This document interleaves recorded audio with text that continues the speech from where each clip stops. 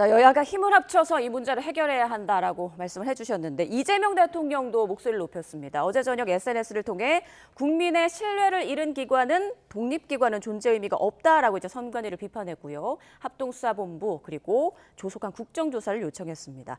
자, 그런데 본투표 당일 청와대에서는 관련 문제에 대해서 선관위가 대응할 문제다라고 좀 짧게 입장을 밝혔었는데 점점 대응 수위를 높이는 이유는 여론의 움직임 때문일까요? 여론의 움직임도 그렇습니다만 사안의 엄중성 이런 부분들도 판단에 들어가지 않았을까라는 생각이 드는데요.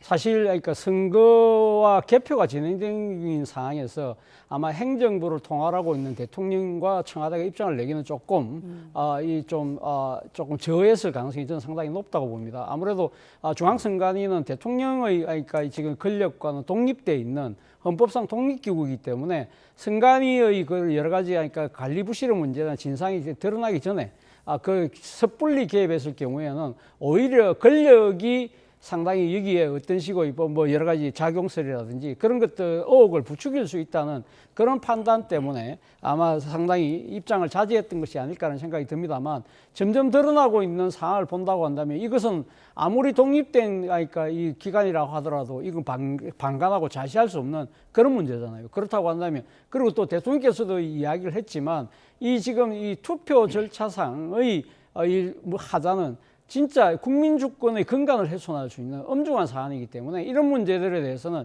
어떤 식으로든 바로잡아야 된다. 그런 부분들에 있어서 대통령의 권한이 필요하다고 한다면 적극적으로 나서겠다는 의지를 천명한 것이 아닐까라는 생각이 듭니다.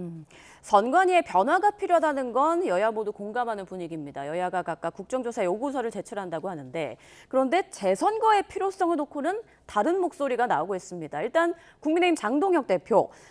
전국 재선거를 치르자 그리고 사전투표는 폐지하자라는 입장인데 장 의장님께서는 여기에 동의하십니까?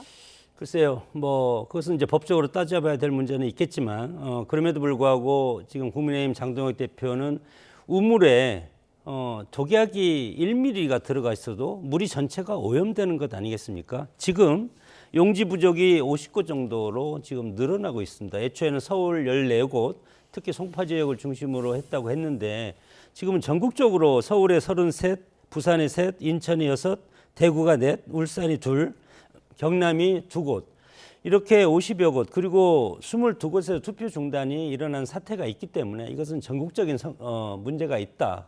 그래서 어떤 투표 시스템에 지금 지방선거는 대통령 선거가 아니지만 각 당의 선거지 않습니까? 그럼에도 불구하고 비례대표 선거가 포함되어 있기 때문에 이거와 연관된 것은 거의 전국적으로 확대 해석할 수밖에 없는 것이 현실이지 않습니까?